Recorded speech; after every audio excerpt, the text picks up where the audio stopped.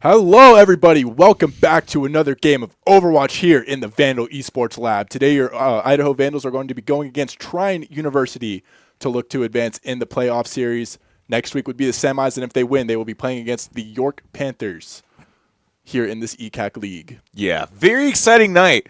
As you can see, Sam is dressed up a little spiffy for the event. As for me, I look like I'm underdressed. Those in the know, it's pretty cold here in Moscow, Idaho tonight. I think running about, well, it's like all slush, so maybe above 32.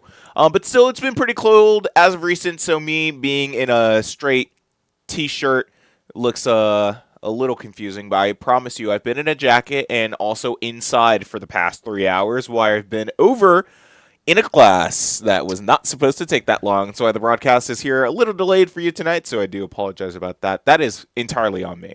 But let's look at the playoff bracket for the Overwatch playoffs tonight. As you can see, the game is happening between the University of Idaho and Trine. Trine, a school that the team, or at least some players on this team, is no stranger to. But the competition still remains just as fierce. All the same, and we're still excited to bring that action to you all the same.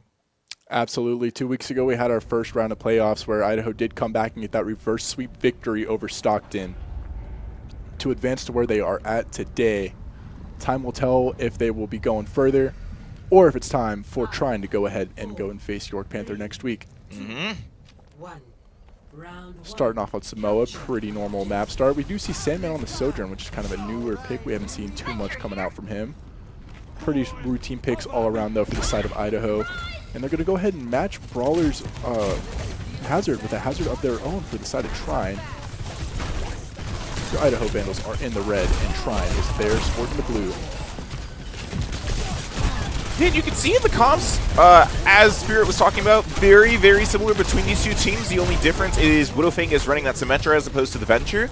Venture, especially into Symmetra, is a very, very strong character. You can kind of just ignore any turret placements that are up, any TP placements. You have very fast rotations with your burrow, and you have big mobility to cause a lot of, split between the tank and the rest of the team, which is kind of what you're seeing now. You saw that burrow kind of split the rest of the team up from Brawler, having to force some space, and unfortunately Trine was able to capitalize on that, get Brawler first down, and kind of just work on finishing this fight in their favor. That's going to be first capture for Trine, about 25 and counting on this first map of Volcano on Samoa. Idaho is sent right back to their spawn rooms. They look to go ahead and creep around to the right side, push through. Looks like the opposing Hazard is up here, has Brawler in his sights as well as the rest of the Vandals. Starts spraying and praying a bit before it's complete from that situation.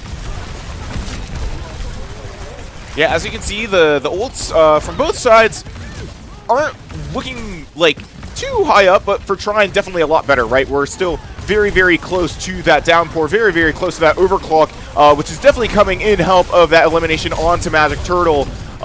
So much has happened in spite of the Vandals in this these past couple fights, and is making it very, very hard for them to find a way onto the point, into winning a fight and staying on it. That's why the capture percentage has been able to go up so fast, pretty much uncontested for Trine so far, and why they're able to get 3 ults on the board this early into the fight. Yeah, Idaho is a little bit farther behind in that ult economy. come in here, you can get hit with a downpour right from this hazard. Gonna go ahead and wall off and look for a pick, but gets a couple sentry turrets instead. Idaho is gonna go ahead and run the TP straight to the objective. But they are forced to fall right back off. No capture done. Trying up to 90% here in round 1. Downpour is coming down. Brawler gets stuck, but able to put a wall up in front of him to keep himself alive. Nobody taken away. Dual Kitsune is out, beats out, rushes out. Everyone's pressing Q. Everyone's looking for something that's going very well in Trine's favor. Sandman and Widowfinger off. No DPS on the board. Magic Turtle next to follow. Get meat in there. Brawler going to find a pick of his own, but gets taken right off in that little bit of a hazard dip there. Team kill to finish this objective, and round 1 goes to Trine. A catastrophic first point for the Vandals. A complete 100-0 capture difference for Trine. I was a little bit worried about how things were going to go after that beat, and the Curie Rush had been dropped so early on, but because they were able to play off of Nan's downpour, it seems everything kind of just worked out for them. We did see the beat in response from Magic Turtle, but even then, by the time that downpour had expired and that the Vandals were able to move again, Trine had already gotten a couple picks and made the fight basically unwinnable for the Vandals. And obviously, you know, it's hard to kind of return from a situation like that. Vandals have not really been pressured into a situation like this before, where they've had to suffer at a 100-0 cap, right? So now they're going into this next point thinking, how do we engage on these fights early? Like, what have we been missing in these previous interactions that have not been allowing us to find success where we need it so desperately? Absolutely. Trine just had the superior team coordination. Ninecat's going to go ahead and find one pick on Sandman to start this fight off. They know exactly where they want to hunker down at and push and be aggressive even on the spawn camps there. Baller does find a trade on the Ninecat too. Time this up one bit. No one's taking the objective just yet. Idaho still looking to get another cap. Bodies are falling back and forth all over the point, but Nant's going to find 2 of his own. That leaves 2 on the point, 4 to go straight to Trine. Yeah, I mean, those late kills on Widowfang and Magic Turtle, who are going to catch wave, but still just delaying the amount of time that the Vandals have to stabilize, try and figure out a next fight plan, which hopefully even while a couple players are in spawn room, they're still working on doing. You did see Widowfang swap back to the Venture, as or swap off of the Symmetra and onto the Venture, and Sandman, last point, was on Sojourn, swapped to the cast for a little bit, and now is back on the Sojourn for this point, which is a little bit better. Obviously, that long-range primary fire is very much in their favor at a point like this, as well as Railgun. As you can see, C-Dub grabbing a couple kills as some of the Vandals find some kills to help themselves stay up in this fight. But it isn't enough. Their hazard is falling, but Mead is still forced to retreat. And so is Widowfang, who was unfortunately sent back to the spawn room. Anyway, we're about 45% into Trine's capture for second point. And, I mean, still, even compared to last point, maybe a little bit this fight looks a little convincing. Obviously, the Vandals are getting some kills, but still, it doesn't really look like they've made significant enough waves to really start a capture to make it seem like they're going to win a point. But that could change. A rail shot onto Hazard to open this fight up very well and allow the Vandals to flip the point, force Trine to either die or leave. Nightcat going to take the easy way out. And hopefully give themselves an opportunity to find a couple more fight wins, hopefully even a point win to keep their dreams alive in this first map. And Trine looking to go ahead and start their push right through the barricade. Oh, Brawler's going to wall him off, drop a downpour of his own. One comes out from 9. It's raining all over the place today. Sandman and Widowfang finding 2 apiece as C-Dub is able to take out Magic Turtle in the meantime. A little bit of a sloppy fight for sure. We saw some HP bars go pretty low on the side of the Vandals, despite that downpour and the positional advantage that they had to play with. But I'm a little concerned about how the downpour was utilized, right? We saw it in a situation where it was like, it didn't really seem like the rest of the Vandals were ready to capitalize on the downpour, but Brawler was ready to pop it anyway, and they're lucky that it did work out in their favor. But I can't say that, you know, similar kind of panic ults are going to continue to work out in a similar fashion. Absolutely. We're going to go ahead and drop dual Kisunes on the point too while we're at it. Get the beat there to keep some people alive. Brawler and Magic Turtle finding 2 as Nightcat takes 1. Duking it out pretty messy once again on the objective. No clear-cut winner in this fight just yet. The Hazards want each other. Widowfang going to find the pick onto the opposing bench on Nightcat. All over the place, just running around, looking for anybody, looking for the stragglers. It does look like Chaotic is down here by Widowfang. C-Dub finds himself too in a very bad point of the capture for the Vandals. They're up to about 95% now, but just because of those two dead, it seems like the Vandals will be losing Flip for a little bit. Widowfang does find C-Dub very, very early in this fight. Nightcat does find the similar trade onto Sandman, and Magic Turtle also going to be falling, but so does Chaotic Sonic. It seems like a lot of very even trades going on across the board for the Vandals in Trine. Yeah, that fight was all over the place, and it allowed for Idaho to get good time on the objective and go ahead and secure the point while they're at it. Might as well stagger the whole team if you can't stagger one of them. Yeah. I mean, definitely a more convincing fight point as a whole from both teams, but especially the Vandals, who did not have that strong of a showing on the first point, obviously. I admittedly was not a big believer in their odds for the second point, so I'm glad that they subverted my expectations. I have something to look forward to now for this third point. Yeah, that was quite the comeback there. One of the most things that's been fun to see on this map is the wall placements that both of these Hazard players have been doing. They know exactly where they want them, when they want them, and how they want them. And it's just great to see. Can't escape when the Hazard's on your tail. Absolutely. And something that I feel like Nightcat has done a very good job at acknowledging is that for the Vandals, Brawlers engages with Hazard Wall and Slash are the win condition for the Vandals. If Brawler is able to get into a fight and successfully find a pick onto C-Dub or anybody else who might be low enough for him to kill, you know, they're obviously going to be able to win a fight that way. And if the Vandals are able to isolate Nan from the rest of his team, that's their win condition, right? As we saw, that Hazard died very early on, and now they're just looking to clean up the burrow shot, killing Kersploink on their way out of the fight. And Brawler with that right click, the infinite right click, is going to be taking out that Lucio, just pushing Trine back for a little bit so they can get that first cap and just make things start happening in their favor. Yeah, pushing them back to spawn where they're going to want to send them anyways. Trine looking to go ahead and regroup. Send Nightcat out on their own to go run towards the objective as everyone's going to take the main path, and then it's going to find a first pick on the Magic Turtle. Follow the seat up on the Sandman. Ready to keep the fight going. Brawler looking to find the Lucio here in the back line. Is going to get matched with an opposing Hazard of his own. A very terrifying turn of events. Lots of HP bars going down, but Meat still going to be taking out C-Dub very early on in this fight. So while Trine is able to get this cap and stop the progression just for a little bit on the side of Idaho, still not going to be a very convincing fight, right? Obviously, the Vandals have numbers here, and though HP bars are going low, they have this ability, they have the healing output to keep themselves alive. Kersploink once again going to fall, but it doesn't matter. Nanners.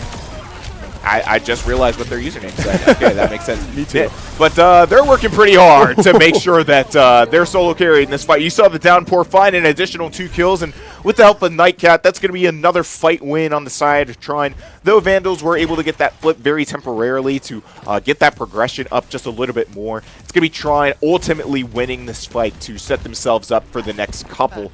That being probably some ult engagements. Obviously, they have the Tectonic Shock from the side of Nightcat. They have that Overclock pretty early from the side of C-Dub, and though they don't really have a support ult to add to it, should still be an opportunity for it to be used, but doesn't even seem like it needs to be. Nightcat's going to find a very early kill on the Meat, and Nanners is just going to do everything for Trine, basically solo carrying this fight, finding themselves a very guaranteed fight win for at least the next minute or so. For the Vandals, once again, is seeming a little bit weak, but they still have some ults coming up, right? Have that rush online, have the OC very soon. So now it's going to be who pops first, who capitalizes on who pops first. Idaho went to go ahead and pop that Kitsune on their own, and Tectonic Shock is out too. Widowfang's going to find one, even though Magic Turtles did go down. Countering up one more with another downpour. Widowfang gets one. Nanner's still going off, carrying on that Hazard. And it does look like Idaho was able to recap and all that chaos that just ensued. Sandman needs to be very, very careful around Nanners. Obviously, yeah, you can get killed very, very easily from Hazard Leap and Dash and Wall and all his different abilities and such. Playing right in front of him is a very dangerous move, and I think that might have caused them that fight loss alone, other than the rush that was costed from Trine and the overclock and the downpour, right? Obviously, the downpour, the rush, and the beat, and the tectonic shot got used in a few previous fights. So while Trine does technically have more ults in the bank, I feel like Idaho actually has the more useful ults in this situation. However, C-Dub is out in this situation, and Sandman tried to panic OC and died right in front of the tectonic shock. What is my hit scan doing? Magic Turtle left alone, gets taken out, and that's going to be a round 1 victory coming in for Trine as they take the set lead 1-0. Yeah, a couple of fumbles from the Vandals in that last second. C-Dub obviously pressuring Sandman into a bad position, who was kind of just baited into overcommitting that off angle, right? And again, you know, sorry, it wasn't C-Dub. It was, who was their flex player? Do you remember their name now? Why am I blanking? That their name is off? Was it Nyan Cat? Something Cat. Something Cat. But made me choke on the spot too. Obviously, Sandman got baited into not being on the point when that OC was up. It's very important when you have a kind of win condition ult online for your team, especially because, again, like I was saying, OC in that situation, regardless of the disadvantage in ult numbers, ends up being the more powerful ult in the situation if the hit scan is able to be set up in a position to actually help benefit the fight. But the hit scan was in the Mega Room, fighting a Venture with Tectonic Shock up with me, who also used a Suzu and a teleport to get over there and save Sandman. So was not the greatest last fight from the Vandals, but it did get 3 points. It did basically go 99-100 in that third point. So you got to give the Vandals some credit, but as they go into this next map on Blizzard World, they really do have to make sure that they're practicing that same kind of discipline that we've been seeing from them earlier on in the season to make sure those same kinds of mistakes aren't happening again and costing them more maps. Yeah, absolutely.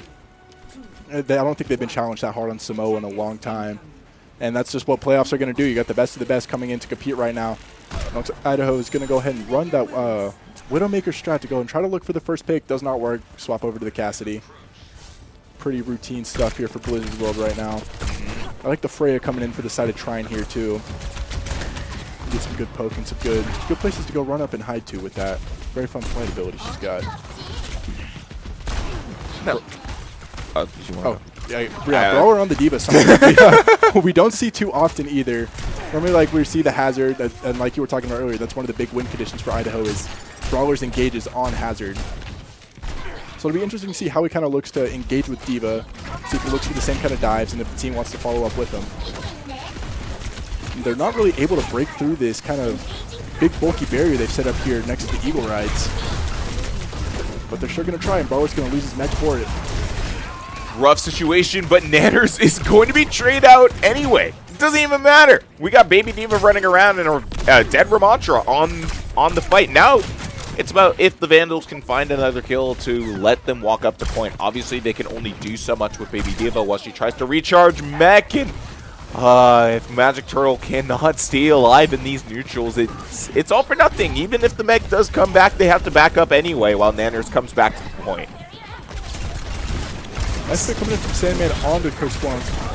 As Idaho looks to try to engage the point anymore. Sandman's going to find another dink onto the second support here. But are they able to capitalize off of it? Everyone's on the objective. Widowfang coming in from the backline, gets the hack, but has to run away too. He's got chipped down to 67 HP. Bolo shot comes out, but nobody's home. Sandman's going to capitalize off of that. Such a crucial pick from Sandman. Feeling very, very strong on that Cassidy for sure. And also very overpowered by that double bang, but that's neither here nor there. some worse things are coming for next season for Cass now that that Mythic is out. But that is a conversation for a little bit later. I ain't gonna lie, I kind of like it. I like the Mythic. I don't like the changes that come with it. Obviously, every time a character gets a Mythic, the balance team needs to buff the hell out of that character in order to sell skin. And things that they have in mind for Cassidy are not inspiring, to say the least. Fair enough. It does look like Trine did let that objective go. They tried to stick back and fight for a little bit, but lost too many people, forced to back off. Don't want to take it when you don't need to.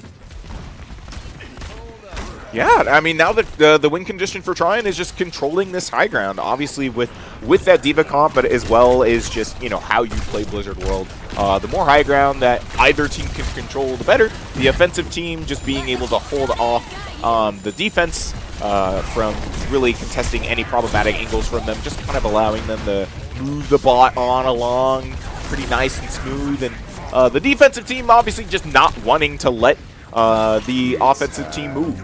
It's going to be hard either way. You saw a couple ults in this last fight. Dedicated, you saw the rush from Kersploink. The Deadeye, not finding anything from Sandman, but forcing Trine to appropriately zone. Brawler doing a great job of holding the space away from the rest of Trine, but it doesn't really matter. It's going to be Nanners walking past the point and getting things done anyway. They are going to go ahead and take Brawler right on out of this fight. Oh, and that's going to allow for an easy Death Blossom to come through because there's no Diva there to eat it on up, and both supports get sent back away to the side of Idaho. Widowfang caught alone, going to get knocked right out from that big ol' shot coming in from C-Dub. Now, something that we failed to mention at the beginning of the map is that one of the hero bands for Blizzard World is Sojourn, which I think is where C-Dub might have the hit scan matchup beat against Sandman. I don't know how much Sojourn Sandman actually plays, but we do know him for his Cassidy play. But Blizzard World is a map that really strives off a hit scan that can perform in long range. That's Widowmaker. That's Freya, which is being used in this situation. So what the Vandals really have to do is kind of play in that death ball, as we saw there. Pretty much all 5-man running upstairs at the top of the Mega Room, dropping that EMP to finish the fight off, and leading to a point cap. That second point with about 3 minutes and some change on the clock for the Vandals as they make their assault deeper into Blizzard World relatively smoothly. Yeah, they're trucking along pretty well. Pretty routine push for Blizzard World. And that, like we just saw with that EMP play, that was the best team executions Idaho's had in this set so far. And that's kind of where they're getting beat out by Trine, is just the team play has been a little bit more coordinated for them right now. Diva Bomb's going to come on out with Kitsune Rush. It's going to go ahead and find KO. Oh my goodness! And Kersploink is going to get taken away too. Chasing him down. Widowfang going to finish the job there. That is an embarrassing fight loss for Trine. Not only one player dying to the bomb, but C-Dub almost dying to the remake. Was unfortunately able to survive, maybe from Magic Turtle booping them away, maybe from a quick dash, who knows. But they still died later on in the fight anyway. And the Vandals now have all this space to work with to keep the Trine at bay, to keep pushing the cart around this corner and to get it into the final lane. They're looking to get real aggressive here in the back line, and it's going to get punished for it on the dive up from Nightcat here. Looks like they were able to stop the payload from rolling a little bit more, as Widowfang looks to, or Nightcat looks to take the 2v1. Has to get on out of there, as the Bolo shot is going to give Brawler and not let him get that health back he was looking for. I gotta say, in that last fight, I watched Nanners basically get to like 20 HP and not die. So big shout out to Chaotic Sonic and Kersploink for keeping him up, allowing him to back up in that fight and recover. It led to a lost fight for the Vandals, and right now they're really at a disadvantage where the cart is. It's deep in this point, and because of, you know, just where Trine was able to set up in the neutral, it's going to be really hard for Vandals to break through this into this next fight. Obviously, they're seeing the rush come out from Kersploink. It's going to be a lot of movement on that front. They're just not really able to move. Nobody even died in that last fight, and they still have to back up and kite. Yeah, like we were talking about earlier with the high ground control being so important on this map, and it looks like they're keeping it up here even on this last objective as much as they can. Bodies are flying all over the place. Brawler looks to come on in and look for another one. Loses his Meg. Pops the ult though. And it does find one. Magic Turtle with the boop. Gonna finish it off. And let that payload keep on rolling just towards the end. 40 seconds on the clock. Widowfang here outside the spawn. Gets the quick hack with the dice to turn this fight right back around. Two more for Widowfang. Oh finds my one with the goodness. flashbang. And 30 seconds remaining. Widowfang with a 3K in that last fight to help push the cart all the way to the end. He saw the Venture walking up. He saw C-Dub trying to walk up. He saw Chris Blink trying to walk up, and he said, no, no, no, sir. Taking it back to the old Call of Duty spawn camping days with that play right there. And what's interesting is that we saw the play from a mile away, right? He was trying to hold the spawn. Obviously, he was going to early hack anybody who was going to walk up. But he also had that EMP in case the fight got too chaotic, too brutal for the Vandals to hold the defense. Probably would have led to an insta-fight win just because of the numbers that the Vandals had there. But it didn't even matter. The damage output was too much for people walking out of spawn anyway. And for the side of Trine, that's really problematic, right? When you're holding that last defense and they're on that last little push and you're all having to recover, walking out of spawn, right? You're running a lot of risk, taking a lot of damage in a situation where you can't really set up for, because obviously they're on the cart. You got to walk out into like 5 different people to even have an opportunity at touching. And even then, it's not guaranteed to you, right? That's the thing about Blizzard World that I think the Vandals really took note of. And you can see it in the way that they're going about these fight wins. Again, they have to play the death ball into Trine, who was running the Freya before. Otherwise, that Freya is going to do infinite damage, and that hit scan is going to get no value on the side of the Vandals. Meanwhile, Trine, now on their offense, has to try and do something similar to force the Vandals off of the high ground, maybe force them to the point to give them an opportunity of finding this first area in good time. That was a quick attempt to try to, as he jumps right on up, but gets booped off immediately by Brawler. Denying that Hazard what he wants, but Hazard can climb. He doesn't need to jump. And it looks like they were able to successfully push Idaho right off the high ground, right where they want them, getting to the objective right away. And Trine's just going to go ahead and run right for it, and they're going to find Sandman to get the early pick in this fight. Keep the ball rolling with C-Dub, getting another one on the Widowfang. There's no DPS up for Idaho right now. Brawler's going to go and dive in deep into the back line. Tries to harass the Cassidy, doesn't work out in his favors, and Nanner's going to go ahead and capitalize off the tank being away and take away both of Idaho's supports. And that's going to be a really quick and easy cap so far. 2 ticks down, just about the third. Brawler tried to. No stagger on the Baby Diva, but wow, Widowfang trying to do the little bit of a 1v6, or 1v5, not 6v6 anymore. Did not have the anime character MC plot armor that he thought he did. No, which, I mean, is hard to have on Sombra, Yeah. admittedly, but also because Brawler was just already in a really bad situation and needed to die so much earlier.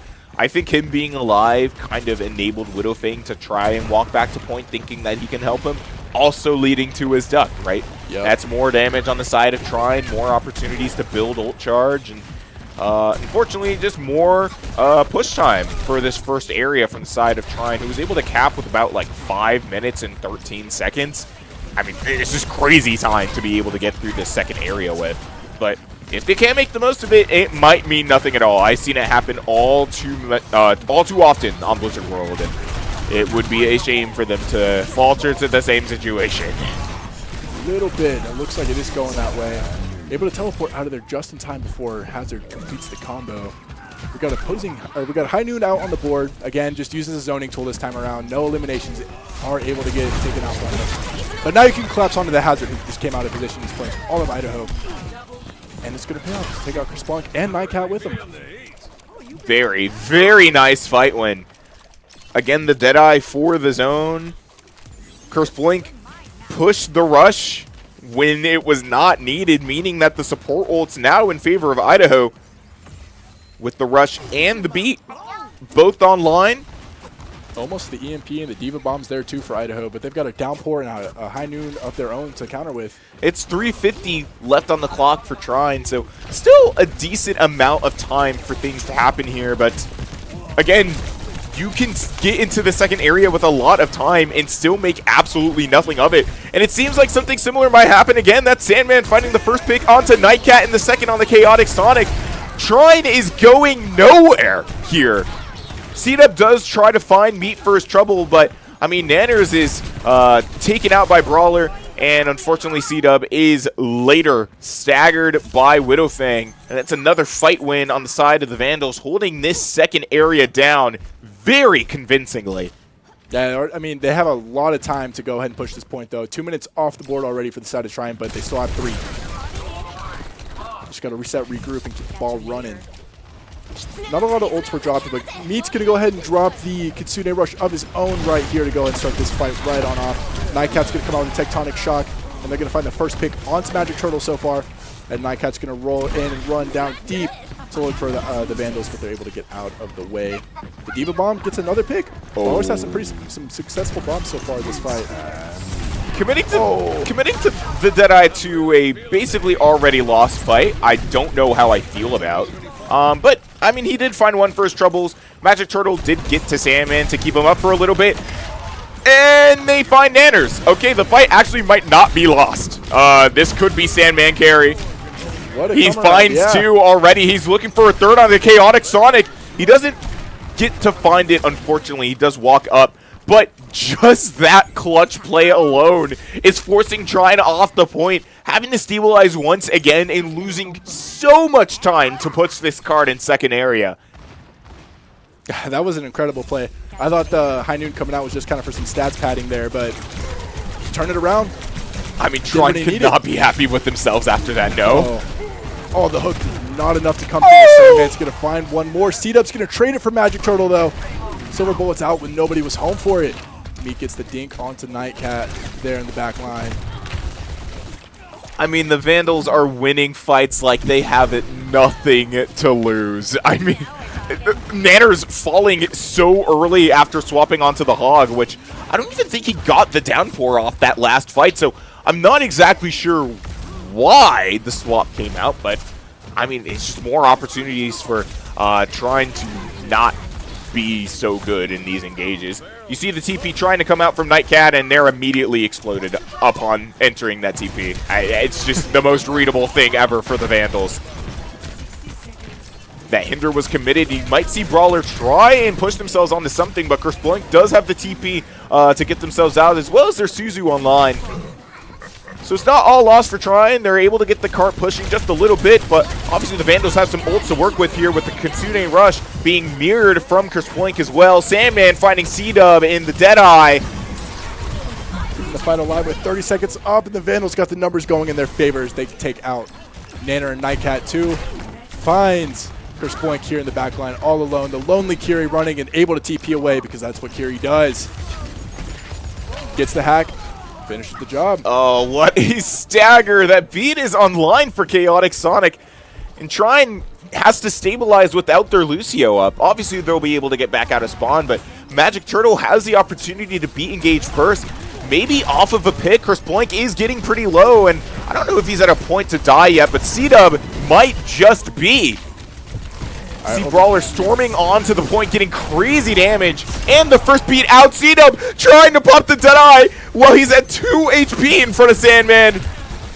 Easy pick for him there. The flashbang finished the job, and Nanner's going to find the trade on the Sandman. Brawler gets one more on the Nightcat. Oh, trades are all over the place. The fight's not over yet. EMP's out. Kersploink's able to go ahead and get Brawler out of here. Everyone's alive. Everyone's dead. Oh, no. What a comeback. They were pretty held down here on this point. But Trine's not ready to give this map up just yet. Just when it looked like Trine had great control over the... Or just when it looked like Vandals had good control over the point, Trine completely took it out from under their feet. Brawler almost forcing a C9. Sandman getting 2-1 with the Deadeye. Even though Brawler is at low health and Nanners takes him out. The bomb on point doing crazy damage. He can't get the hook to prevent the DMAC. He's trying to get the whole hog to force the Vandals off the point. Can he do it? The rush pulled by Kersploink out from the grave. The C9 forcing Trine off the point and forcing the map win from the Vandals. What a magical last fight. That was insane. No one was dying. Everyone was dying. It was all over the place. Like, just that last play in general. Even the Diva Bomb came out, and Roadhog could just take it right through. You don't need that. But Sandman absolutely carried on that map for the side of Idaho. There's no denying that. He was on point with the Cassidy.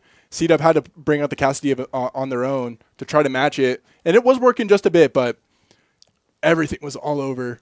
I mean, I feel like if I were a Trine fan, if I were a Trine player, I'd honestly be so disappointed in myself and my team. No disrespect to them. Obviously, we're keeping things friendly, sportsman-like for our opponents here. But I mean, man, the things that they were letting Sandman and the rest of the Vandals collectively get away with in some of these fights are just inexcusable. Absolutely inexcusable. Yeah, fair enough. That was a very hectic map, too. Compared to like what we saw in map 1 with how close that was. That was a really solid defensive push, though, for the side of Idaho to not let them even get to that first point. Absolutely agreed, Spirit. I mean, it's good. I mean, it was a situation that could have been very, very losable for the Vandals. So, I mean, they were able to get that first cap, and again, a very convincing fashion. And in a last fight that should have gone Trine's way, was pulled right out from under their feet when they least expected it. Yeah. I mean, the hog was still alive. They even still had the whole hog up. There was literally nothing stopping them from going back onto the cart, and they just couldn't do it. C9s in the Big 2025 is always a sight to see. We're going to be jumping right here onto map 3, though, into some push, where the Wu Yang is going to come back on out. Was it a Diva and Lucio band that we heard? I believe so. All right, it looks like we got overhyped casting redeemed in the chat by Jupiter. Overhyped like I haven't already on that type timing for the last 2 maps, but wake up. Oh, that's fine. But we're here. The players are ready for it. Robot is coming alive in 15 seconds. This time we do see Nanner going right back to the hazard. No more Roadhog this game around. I wonder how Brawler's feeling going against another hazard player, because that's typically been his champion. We don't see it that near too often. But Brawler is going to be on the Ramantra this time to try to pummel through some of those walls. And Sandman with the early pick with the dink on the Nightcat to start this fight right on off. Big damage coming through on the Nanners here, as he's forced to fall back into the rest of the team, and Brawler's going to fall right into the field, and Sojourn's going to capitalize with that charged up shot he got from Brawler's death onto Sandman. I mean, obviously, not the greatest first fight. Widowfang almost leaving Magic Turtle to die without having him take that TP, but it's fine. They're able to back up and stabilize. This first map is, this first kind of mid area, these first couple lanes on Runasapi are always really awkward to fight because the hit scan doesn't have a lot of confident angles to play around. You really just gotta hope. If you're C-Dub, you have enough rail charge to kind of sneak past an angle, find a really lethal rail, and just back up. Because now you have the numbers for your team and you don't have to do anything. And if you're Nanners, you don't want to be up there basically at 2 HP. What are we doing, man? Dinked down real much. And he's going to find the trade onto Brawler. Tries to dive onto Sandman. And he was able to keep it going. And that is going to already be the spawn point advantage. Very fastly taken for the side of Trine, as they just keep bodies falling as Idaho walks on up, step him right back down. I mean, pick after pick after pick. Trine got absolutely brutalized at the end of Blizzard World, and I mean, just from the way the beginning of Runasapi is already going for them, they don't want it to happen again. Absolutely not. Looks like Nanners was looking to try to go ahead and fight Idaho up here in this room. They had to go back down. They're going to go ahead and get a little bit more distance push for the robot, keeping the ball rolling. Widowfang caught in. Oh, Downpour's here and able to TP out just in the nick of time. The Deadeye comes out from Sandman and no one's there. I mean, he's fighting demons over in that corner, man. Hey, he was just looking for Sombra, so he was just invisible. For sure, for sure. The invisible 6v5 Sombra. Yeah, Timo and Twitch were there too. Of course. Is going to send the Lizard Man back to the Denver airport, as Kerslunk's going to follow next. But Nightcat gets the trade onto Widowfang, and Meat and the rest of the team get the robot running back their directive. What a devastating fight loss for Trine. They committed both of their support ults to that last fight and still ended up losing. Chaotic Sonic's going to get staggered by Sandman and Brawler here, meaning it's going to be a really good neutral for the Vandals. Now, they do have this Tectonic Shock to have to worry about. And although Nightcat is at 105 health, I mean, they have a very good lane to play in. So as long as they're able to set up for it right, it could be a fight win for Trine. Outside of that, I mean, the Vandals have that nano up, almost have the rush and the annihilation. So if they're able to stall long enough for those things to come up, I mean, it could really go either way for either of these teams. Absolutely. They're going to go ahead and nano rampage Brawler as he finds both the supports in the back line. Chases the aggression onto Nanners here, who's looking for the Idaho supports of his own. Tries to flee, tries to run, and does get away with 1 HP remaining. Oh, and Magic Turtle going to finish the job. Yeah. Cena trying to live. Doesn't get staggered, though, I don't believe. He's still in wave with Nightcat. Kind of hard to live when a Ramacher's just able to zap you right on down. One of the best things Trine did in that last fight, though, was they held on to contesting the robot for so long that they never lost their spawn point advantage until the fight, that super long extended fight, was over, which was really useful because they got back to that point super quick. Now Idaho got the robot running on their own, just under the spawn point advantage for themselves. Trine is going to go ahead and look to engage and stop this advantage from coming as the point is now contested. Kitsune rushes out. Magic Turtle and Brawler finding the first picks of the fight on their own. Trine is looking to poke away more from the backline, and their spawn point secured for Idaho. I mean, what a turnaround this has already been for the Vandals. Obviously, though that Trine was able to set up pretty early for this next fight, have to commit a couple ults to try and get things moving in their favor, the Vandals still have control of the bot, still have the ults to fight this. Beat takes out Nightcat, Nanners takes out Sandman, and Brawler takes out C-Dub. So it's a very even fight so far. Okay, maybe not so much now. The supports are down from the side of the Vandals, and they still have that forward to work with. May the rest of the team come back from spawn soon enough? And they do also kind of have the ults to work with. Obviously, Trine does have the support ults, has the Wu Yang, has the rush. Only thing that Idaho has coming up is that nano, as well as like the wall and everything else besides that, right?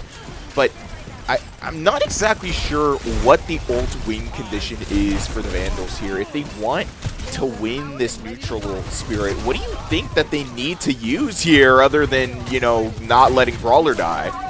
Definitely not that. I would have said maybe another nano. Oh my god, why am I blanking on Ramacher's ult? Nano Annihilation. Yeah, Nano Annihilation. I almost called it Rampage, but that's not Rampage. Nano Annihilation worked very well. Could have done that again. You could even maybe look for a Cyber Cowboy here, as he's got the high noon up. Whole bunch of ults on the board. You just want to press Q, but you don't want everyone to press Q and ult dump and lose your advantage that you could have in a later fight down the line. Oh, Magic. All right. Oh no. Magic Turtle caught alone. Nightcat going to finish it off. And somehow Chris Point still dies after popping Rush anyway. And somehow Nanners is like one shot here. You see the wall coming out from the side of Widowfang and the Wu Yang bubble, absolutely saving Nanners and finding a free pick up to the side of the Vandals for it. Nasty fight. Very nasty fight. 3.5 minutes on the clock, and Trine just surpassed the 100-meter point, looking for this final stretch of the objective here. Yeah, 3 minutes and 20 seconds about left on the clock, and Trine taking a very comfortable lead into this next fight, but Nightcat getting a little too big for his britches in the Idaho spawn, and Sandman's going to be the one to punish him for it. They have the ults to work with here. They have the isolation on the side of Nanners, and do punish him for walking just a little bit too forward away from his team. So the robot gets taken on away, just under 125. Got to reset for this neutral fight here, though. Absolutely. This could dictate the rest of the pace of the game. The clock is running out here. Obviously, the Vandals do have the advantage in terms of the ultimate economy.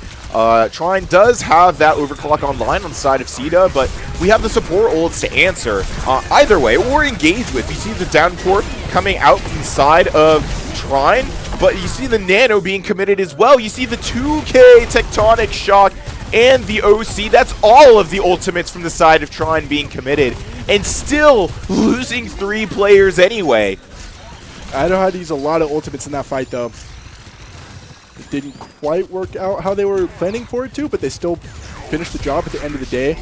But it's not quite over yet as they're coming right on back. Trine still is holding their spawn point advantage. Tries to go ahead and block Brawler away from getting back to the team. And the robot's running once again, the way he's already ran so much. And mind you, once again, at that mid-fight, Trine was able to stall the bot for so long, they never lost their forward spawn. Yeah. That is such good timing to always keep somebody on that robot no matter what. Or even just keep the Vandals off of it, right? If they're able to get it just to the mid and not actually cross over the half, something that the Vandals have been really bad about prioritizing in these mid-fights. I mean, they're just going to let Trine continue to set up first, position first, always have the upper hand at the beginning of these fights. Brawler and Sandman finding picks of their own when Nanner trades out for it with 2 onto Sandman and Meat. Make that 3 with Magic Turtle. He's looking for a 4th and finds it. Widowfang does find Curse Plank, but is in a really bad position and really needs to get out here. He's going to dance between his teleports to try and evade from Trine for a little bit longer, but just with the time left on the clock, about 45 seconds remaining in the distance that Trine has over the Vandals, it's going to be really hard for Idaho to come back on this map. One, they really need to win to get themselves to match point to gain that kind of confidence boost that they need at the end of a so far very grueling series for both teams here. Absolutely, and I like what Trine's been doing with this robot here, not pushing it too far and making Idaho have to run further to get to it. That takes time off the board. That makes it harder for Idaho to push the robot their own, even though they're running it now. And once again, we're getting back to this mid-fight. Finally, the Vandals know to hit the half and make sure they don't get the forward spawn so they can't set up first. You saw both rushes committed by both supports in that last fight. You're also seeing Nightcat at pretty low health, and the downpour not really hitting anything. I mean, it does hit a couple things, but you see the wall as an immediate response. Sandman, once again, finding inevitable kills with that Deadeye, but he's getting pretty pushed away from the rest of his team with the Hazard Leap, with the Venture Boop, with all of the CC that Trine has to work with. It's now or nothing for Idaho, and they're trying to keep the robot running, but it's a little bit hard to when Nanner's harassing your backline, and Nightcat is too. Getting both these supports out. Pop the Annihilation just for the sake of it. Got to keep yourself alive somehow. The job is finished. The robot's running. The clock's ticking out, and that is going to be a 2-1 lead for the side of Trine. I mean, a map that I was definitely hoping that the Vandals would find victory in. Obviously, we saw about at the 5-minute range, they found that flip, were able to start contesting Trine's lead a little bit more, but I mean, they really just got stuck about 67 meters and really could not get anywhere past that. Definitely congratulations to Trine for that map, up to match point in the series now, but the Vandals, I mean, especially after map 2, I think either now realize or need to realize how hard they have to work against this team to find victory. I mean, this is not a cakewalk. Obviously, I mean, the rest of the playoff run hasn't really been for them, but I think especially today, Trine has really showed what they have against the Vandals, and I don't really know if they have a response for it. Yeah, no, absolutely not. And it's now or nothing here now that Trine's gone up 2-1 in this set.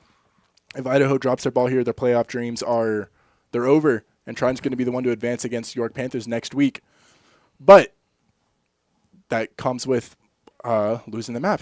There's always a fighting chance there, especially as we saw 2 weeks ago with that reverse sweep against Stockton. And it sounded like we're going to be going on to Route 66 next for our map 4. And we're here. Yeah. I'm realizing I'm blowing my voice out a little bit, so I'm staying a little quiet now. I can give you a little ASMR casting if you guys want that. Too bad, because we just got another overhyped casting redeemed at the absolute perfect time. Oh, dear. Let's get this going as Magic Turtle gets to run the Mercy once again, and Brawler on the Doomfist. There's absolutely no way. Idaho is throwing if they're going with that. Actually, I don't know. I've never seen Brawler on Doomfist. That could be pretty funny, though. But back to the Diva once again, who's going to be countered by the Hog. We did see Nanner absolutely do some pretty great things with the Roadhog there, even if we did have that C9.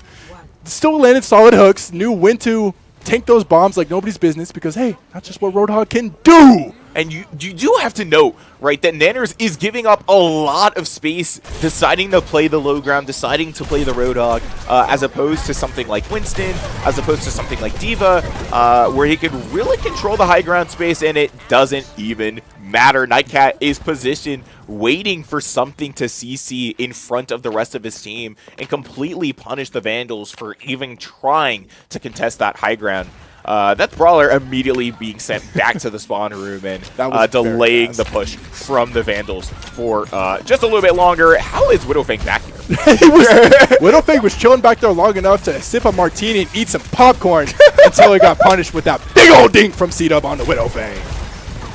I mean, you see a lot of damage, a lot of eliminations going back and forth between these two teams. Sandman actually on the Ashe this time around, so I think really embracing his role on the hit scan after coming from that main support earlier on in different iterations of this team, right? We saw him swap over to the hit scan, mostly playing cast this season, so it's kind of nice to see him very well meshing into the Vandals compositions, but is that for better or is that for worse? It's really hard to tell. Obviously, we see the Ashe mirror between these two teams, but when you have Nightcat here on the field, pressuring the high ground in the way that they are they really going to be able to find any opportunities to capitalize on that? I have no idea.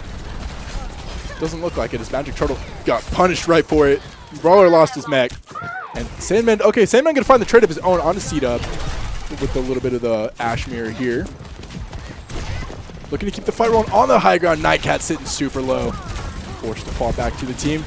The Roadhog just wants to get all aggressive. Oh, but it's in the squish elimination from Brawler on the Nightcat. You gotta love when that happens. We are not getting rematch kills in 2025. Yes, we absolutely are. We are not getting rematch kills in 2025. Why not? Why not? But Idaho finally able to, off the rematch kill, get the momentum they need to get the cart rolling where they want it to go towards his first push. And they're going to get a little bit aggressive and try to match them as they come out of the hole here to go match in. Oh, no! Nightcat finds one on the Widowfang, who was not able to hang out in the back line like you saw last time. The Ashe mirror coming back and forth. We see the D coming through from C-Dub, and the second one finishes the job on the Sandman. D.Va bomb's out. For once, the D.Va bomb did not get anybody so far. Another pick coming in from C-Dub. Absolutely feeling super comfortable on the Ashe with the third onto the with the dynamite. Brawler had to come in and shut that down. And Nanners gonna take out Brawler for it as Trine gets the hold and the push they need to stop this momentum. 60 seconds remaining on the clock. Yeah, I mean, 60 seconds remaining in the Vandals' time bank, and their last opportunity to make things work for them in their series or risk killing their playoff dreams right here on Route 66. Earlier on, you could see that Trine's win condition was very clear, and it was just Nanners hitting a hook. Every time that Brawler tried to dive in on that high ground, Nanners was there to hook him away, do crazy amounts of damage, and basically demech him on an instant. And now that they're a little bit further up, it's about who can kill. And by that I mean which Ashe can kill the most things, do the most damage. It seemed like C-Dub was doing a good job at that. With the triple kill. Yeah, no, not anymore. You saw the Bob come out in that last fight. It was able to find one, but, I mean, with the undeniable force that is Meat 11305, the Vandals are going to be able to finish that first area, get some more time on their bank to try and encourage them to get into this second point. And they are able to. 2 minutes and 20 seconds to go ahead and push it. Trine had a really solid hold, though, having to Why is Widowfang back here? He's just hanging out, trying to figure something. Dude, set up for these dives, man. We're fighting Lucio's in spawn. You know what? Well, yeah. Oh, okay. Well, you know what? Trine doesn't deserve it anyway. I'm sorry. I know I said I'd be sportsmanlike, but we got Lucio's running in spawn after a Sombra, and we're still dying to a D.Va. I mean, who needs to win a fight, actually? Ooh, C-Dub. Apparently C-Dub. Beautiful. Yeah. Oh, nice. Cross-map shot. Very, very clean aim. Side of C-Dub, and a hook from the side of Nanners to pull Brawler in. Does have the dash to get themselves out. Hold themselves up for a little bit longer. And Widowfang is once again basically in spawn. Nanners finds Meat in this neutral, forcing the Vandals to slow down a little bit now without that cure kill, without that rush that they're building. A lethal hook onto Sandman. Just pushing the pace even slower. Nanner's very curious about what that hook accuracy is about right now, because it has been very detrimental to the Vandals in finding any kinds of setup onto anybody. Brawler really needs to care that hook cooldown. Knows when it's up. Both the supports burning in the back line. And Nanner's going to capitalize off it and take out Meat, get him out the fight early. Brawler going to go ahead and drop the mech, but gets taken away in the baby form anyways. Widowfang coming in real close. Oh! What a shot from C-Dub on the invisible Widowfang. I mean, Nanners is moving like 6. Absolutely Vaughn behavior on map points for Trine here. And I mean, Sub as well, or C-Dub as well. I mean, detecting Sombra in that invis escape. That's impressive. No, you can't lie. Yeah. It's just impressive. But the commitment to the Diva Bomb after the DMEC, knowing that Brawler was in front of everybody and really didn't have an opportunity to live after that, he's not showing good signs from the Vandals, and this whole hog isn't really either. It's forcing the rest of the Vandals off the point. Sandman trying to get that Bob to contest the point, missing every shot into the Venture that's right in front of him. It's essentially lost. Yeah. The hug is missed from side of Nanners, but I mean, C-Dub is just now he's moving like bomb, right? I mean, he cannot let the Vandals stay on for too long. He doesn't want them to con. They want to stop them at this second point, especially before this first corner, which is going to be so easy for them to reach if they're able to move past first area. And though this ball is down, someone else is here to con. Tectonic Shock to force Lucio off the point, and that's going to be a very abrupt halt in the Vandals' offense. Again, map point for Trine, their last opportunity to make things happen or risk losing their opportunity to make anything occur in this playoff run for them. Yeah, one more. That was a very solid defensive hold coming in from Trine, though. They had Idaho choking at every single point, locking them down, and didn't even let them get all the way to, only got 1 point off that entire push. But, man, C-Dub was shooting shots like his last name was Curry that last map. There was nothing you could do to stop the absolute insane tracking we saw from Ashe there. And that seems like it is Trine's win condition if they keep running the Ashe again. Absolutely. As they go into this next point, the Vandals really have to set Sandman up for success to make sure that, again, kind of that he's just a protected president. He needs his Secret Service to stay on him to make sure that he can get the damage, to get the dynamites off. But they swapped to Reaper. This is why Sandman needs to be protected here. Oh, right? I thought you were talking about Trine.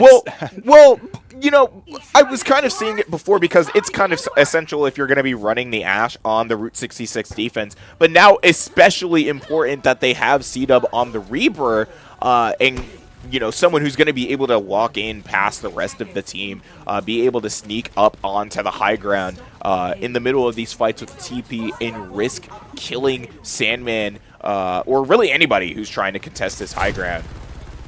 But instead, we see a little bit of a different play coming out of the Vandals. Instead, they're all deciding to calm the high ground play after this first corner, as instead of before it. And it seems to work very well in their favor. Obviously, Trine tries to TP up to gas station and completely get obliterated.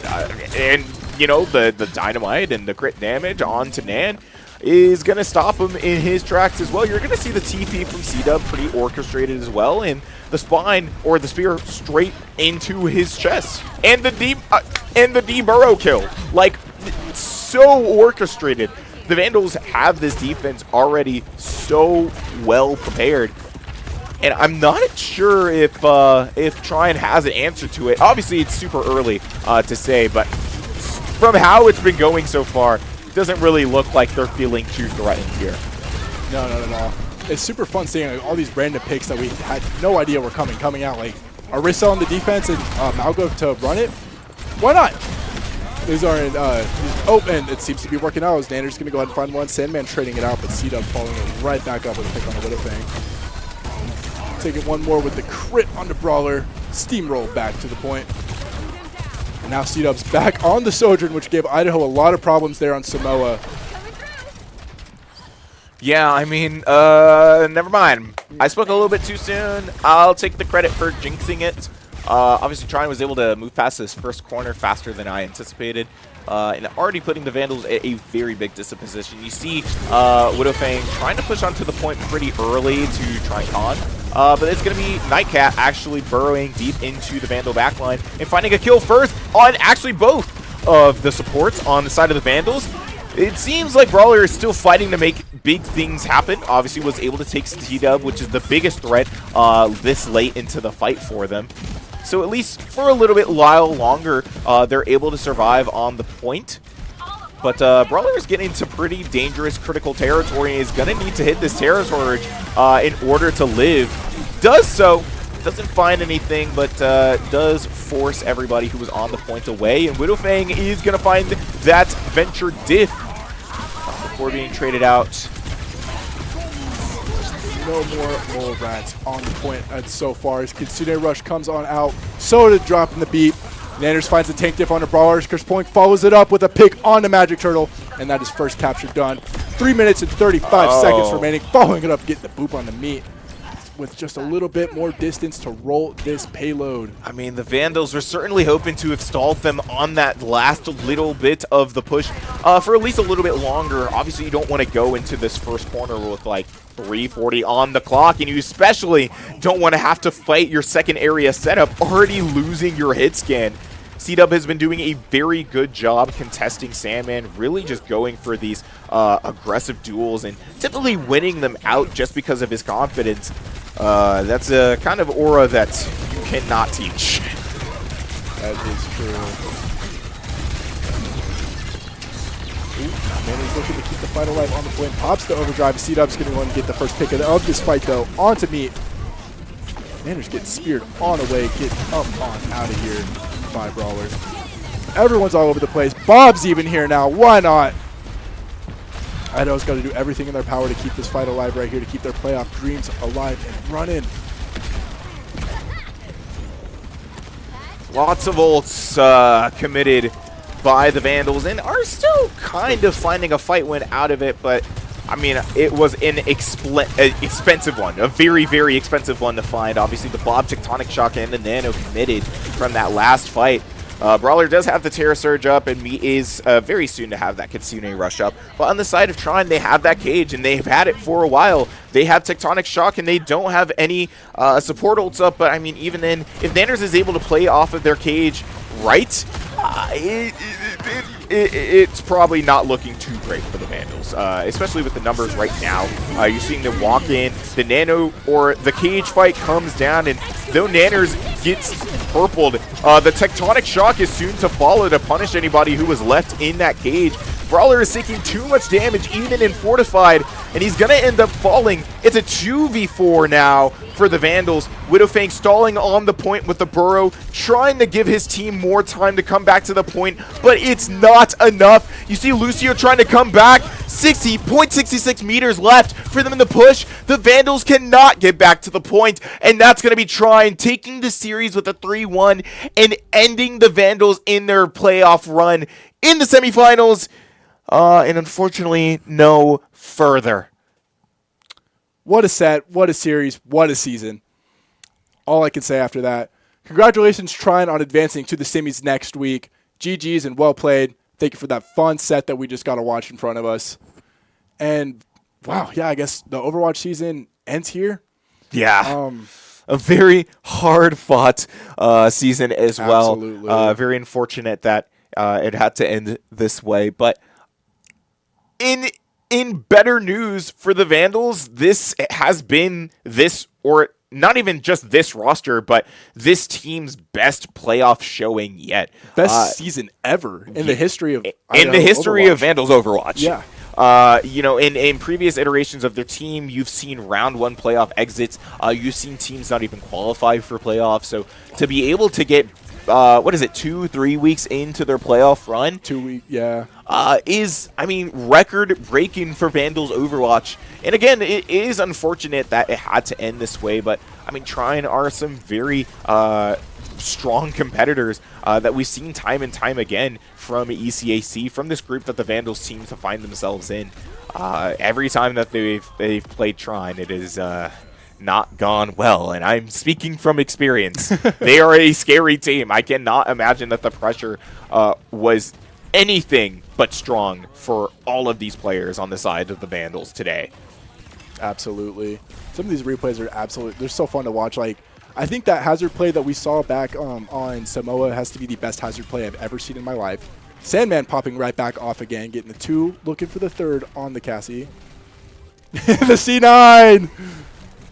Yeah, I mean, the absolutely brutal C9 at the end of Blizzard World for Trine. I mean, there are a lot of moments that seemed so winnable for the Vandals all throughout this series, but it seemed like at every last opportunity, Trine just knew how to anticipate their movements and act faster and act first. I feel like that's something that the Vandals have been struggling with all season and haven't been really punished for until now. And, I mean, yeah, I mean, it led to a second round playoff exit. Vandals will be going home in about 5th or 6th place in ECAC this season, and are obviously looking to show up with some better results into the spring semester. Absolutely. It was a fun season no matter what. Ending with that 7-1 record. Almost every single map was a 3-0 or a 3-1 for Idaho when they were winning. So I had a blast getting to cast these games this whole time here. I was super glad to be joined by Kaz this time around. What a say. Thank you all so much for coming in and supporting, watching the Overwatch games, being here for the playoff runs. It means the world to us. Yeah, I mean, it was an absolute honor to cast by your side this semester. Sam, I hope that I get to do it again, but next semester is either going to be back at the desk or me in front of the monitor. Oh, I'm not you exactly heard it here sure first, what my folks. career aspirations are, but it may be someone returning to the desk. But as for the broadcast tonight, that is all that we have for you, folks. A special thanks to our brand sponsors for the Vandal Esports program, Monster Energy, helping us stay up, awake, and wired through these long nights, especially longer for Spirits, who had to wait on me coming out of a class a little bit later than usual. Again, extra apologies for the later stream tonight. And a second special thank you to ZipleyFiber.com, helping provide fast, affordable fiber internet to the Pacific Northwest for the past 5 years. Visit www.zipleyfiber.com/students to see if you qualify for their special discounts with rates starting as low as $10 a month. Now that is a freaking steal. Again, that's www.zipleyfiber.com to see if you qualify or if Zipley is available in your area. But as from the casters booth, this has been Kaz and Spirit from Idaho Esports signing off for the fall 2025 Overwatch season.